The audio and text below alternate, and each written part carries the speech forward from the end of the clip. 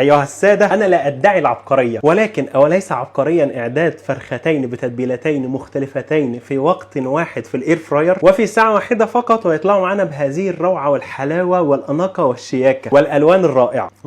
الله الله الله الله الله على الحلاوه والطعامه والروعه. اول حاجه هسمي الله واطلع الفراخ بتاعتي الرائعه من محلول النقع الجميل اللي انا عامله واجففهم كويس جدا من اي سوائل فيهم. وانا هعمل تتبيلتين. التتبيله الاولى هتاخد طابع هندي شويتين، التتبيله الثانيه هتاخد طابع مكسيكي شويتين. وانا هستخدم في هذا التجمع العائلي الرائع اير فراير سوكاني ذات الاثنين درج، كل درج منهم 5 لتر و1700 واط، فكل درج هياخد فرخه كامله. اقول لكم على حاجتين عاجبيني جدا في الاير فراير دي، في منهم حاجه هتستغربوها جدا، الا وهي ان هي ليها الاثنين دول عشان الف عليهم السلك، عشان انا السلك بالنسبه لي ازمه. انكم تضغطوا كده يظهر لكم هنا انتوا هتطبخوا ايه. يعني انا مثلا هطبخ فراخ، فبحدد الدرج الشمالي الاول كده واحدد ان انا هطبخ فراخ واحدد ستارت، واجي على الدرج الثاني كده احدد فراخ واضغط ستارت وشكرا، خلصت المهمه. طبعا تقدروا تطلبوها من سوكاني، ويعني لو طلبتوها دلوقتي ممكن تلاقوا عليها خصم ولا حاجه. للتتبيله ذات الطابع الهندي انا هجيب نصف كوب من الزبادي، وابدا الحفله بملعقه صغيره من البابريكا، ملعقه صغيره من الكركم، ملعقه صغيره من الكاري، ملعقه صغيره من الثوم المفروم. بسم الله. وهذه الحفله من التوابل تحتاج الى ملعقه كبيره او ملعقتين من عصير الليمون الرائع. تم اللي اعصره هنا كده. بسم الله. ولن ننسى حبيبي وحبيبكم الفلفل الاسود، نصف ملعقه او ملعقه الا ربع من الفلفل الاسود. والفرخه اللي انا هستعملها وزنها تقريبا كيلو 300 جرام، فهستعمل لها ملعقه صغيره من الملح. بسم الله.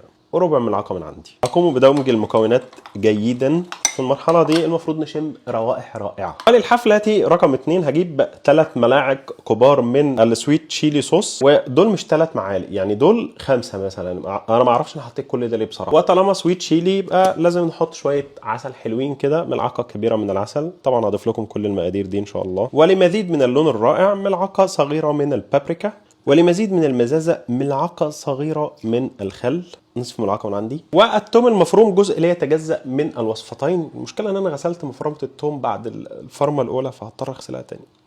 مش عارف انا ازاي نسيت. بسم الله. ثم شويه فلفل اسود برضو حلوين كده، انا الفلفل الاسود بصراحه. ونفس مقدار الملح بتاع الفرخه اللي فاتت. بسم الله. اقلب كويس جدا. بسم الله. لونين مختلفين تماما. وبعدين هتبل الفرخه الاولى كويس جدا، واحط فيها بصلايه عشان تفضل رفعها كويس قوي. وممكن قبل البصلايه اضيف كام شريحه ليمون حلوين كده جوه. وبعدين اجيب الدرج الاول بتاع الاير فراير، اديله رشه زيت حلوه كده، وعموما انت عندكم دي بتتشال فالدنيا سهله جدا. وبعدين اجيب فرختي الرائعه، سم الله، انزلها هنا كده على وشها الاول كده. الله، الدرج واخد الفرخه كلها. وبعدين اتبل الفرخه الثانيه برده كويس، احط فيها شويه ليمون وبصلايه. فرخه رقم 1، فرخه رقم 2، وبعدين اختار ليفت وفرخه واشغل رايت، فرخه واشغل. والتايمر بتاعها هنا معمول على نصف ساعه، فبعد نصف ساعه هطلعهم واقلبهم واديهم نصف ساعه على الوجه التاني. بعد نص ساعه اطلع. ما شاء الله، شايفين الروعه دي؟ ما شاء الله دي ما شاء الله. بسم الله. بسم الله. اقلب، رجع البصلايه، ادهن كل واحده بالصوص بتاعها تاني كده، دي كمان، وادخلهم الاير فراير نص ساعه كمان. بعد مرور ساعه هسمي الله وافتح.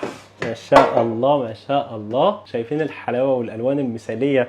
ما شاء الله. الفرخه اللي هي بالسويت تشيلي صوص دي انا كنت بطلعها من كل 5 ل 10 دقائق وادهنها دهنه حلوه عشان خاطر ما تتحرقش قوي من فوق، ودي طلعتها في نص المده بس اديتها دهنه كمان فقط لا غير. شايفين؟ ما شاء الله. شايفين التانية؟ ما شاء الله. كادر مش مكفي العبقرية دي، ما شاء الله. شايفين الروعة؟ عايزكم تاخدوا صورة بس للحلويات دي مع بعضها كده. اتمنى ان الحلاوة دي واضحة عندكم، حاجة في منتهى الروعة. شايفين؟ بصوا بصوا بصوا بصوا، ما شاء الله، رائعة رائعة. ما شاء الله ما شاء الله. بسم الله.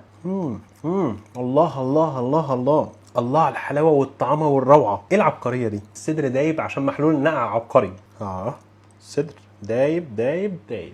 وايها السادة، والله ألف هنا مقدمة، ألف هنا.